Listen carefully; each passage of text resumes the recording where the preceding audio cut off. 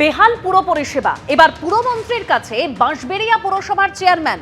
আর্থিক অবস্থা খুব খারাপ, ব্যবস্থা করুন। বেহাল পুর পরিষেবা, সাহায্য চাই। এবার পুরমন্ত্রীর সঙ্গে দেখা করে আবেদন করেছেন বাঁশবেড়িয়ার পুরপ্রধান।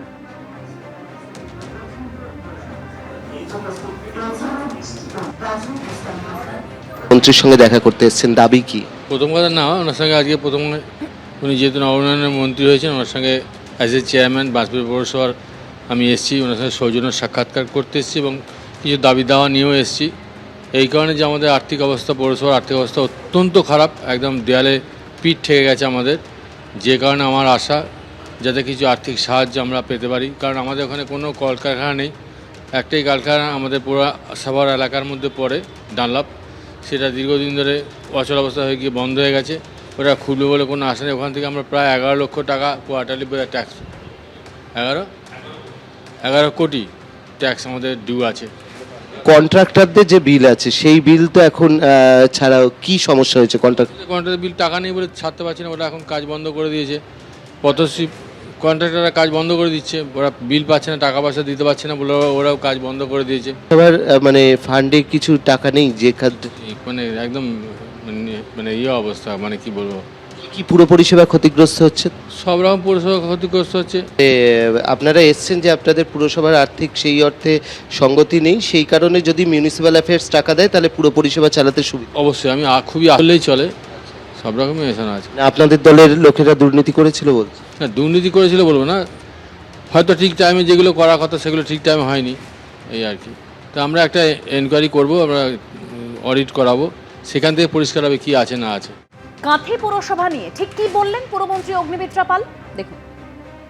কাঁথিতে প্রায় 12 জন বোধহয়, যতদূর আমার কাছে আইডিয়া আছে, যে তারা রিজাইন করেছেন। এবার সেখানে তো আমাকে তো শোকজও করতে হবে, আবার প্রশাসকও বসাতে হবে, কারণ আলটিমেটলি তো দেখুন, আমাকে এই চেয়ারটাতে মানুষ বসিয়েছেন কাজ করার জন্য।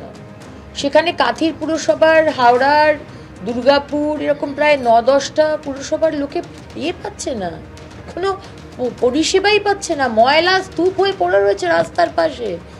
আজ কদিন বাদে বর্ষাকাল চলে আসবে, সেই ময়লা পচে ডেঙ্গি হবে, তখন তো আপনারা আমাকে ছাড়বেন না, আমার সরকারকেও ছাড়বেন না।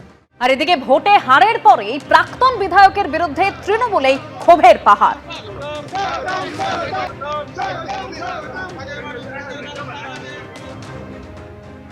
আপনারা ভোট দিয়েছিলেন, কিন্তু আমরা পারিনি শেষ পর্যন্ত কাউন্টিং করতে। 6 রাউন্ড থেকে আমাদের যারা কাউন্টিং এজেন্ট ছিলেন তাদের উপর অত্যাচার শুরু হয়, তাদেরকে হলের ভেতর মারধর করা হয়, তাও তারা টিকে ছিলেন। 9ম রাউন্ডে আমরা প্রায় 950 ভোটে এগিয়েছিলাম। তারপরে ব্যাপক অত্যাচার শুরু হয়ে ভেতরে, পরিকল্পিতভাবে বাইরের লোকদের নিয়ে এসে, গুন্ডাদের নিয়ে এসে যেভাবে আমাদেরকে কাউন্টিংয়ে বাধা দিয়ে আমাদের কাউন্টিং এজেন্টদিকে বাইরে বের করে দেওয়া হয়েছে। একদিকে যেমন 3টে রাউন্ড গুনতে পারিনি, অন্যদিকে পোস্টাল ব্যালট, প্রায় 1400 পোস্টাল ব্যালট ছিল, সেখানেও আমাদের কাউন্টিং এজেন্টরা বসে মার খেয়েছে। আমরা রিকাউন্টিং চেয়েছিলাম, আমরা অবজারভারের কাছে লিখিতভাবে রিকাউন্টিং চেয়েছিলাম, আমি ধর্নায় বসেছিলাম, আমাদেরকে সেন্ট্রাল পুলিশ দিয়ে উঠিয়ে দেওয়া হয়েছে।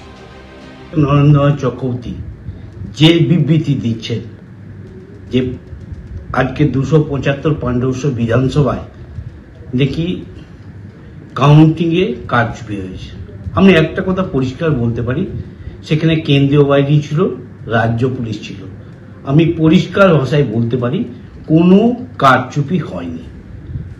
আজকের দিনে দাঁড়িয়ে নরেন্দ্র চক্রবর্তী হেরে যাওয়ার পর এটা মানুষকে ভুল বোঝাচ্ছে।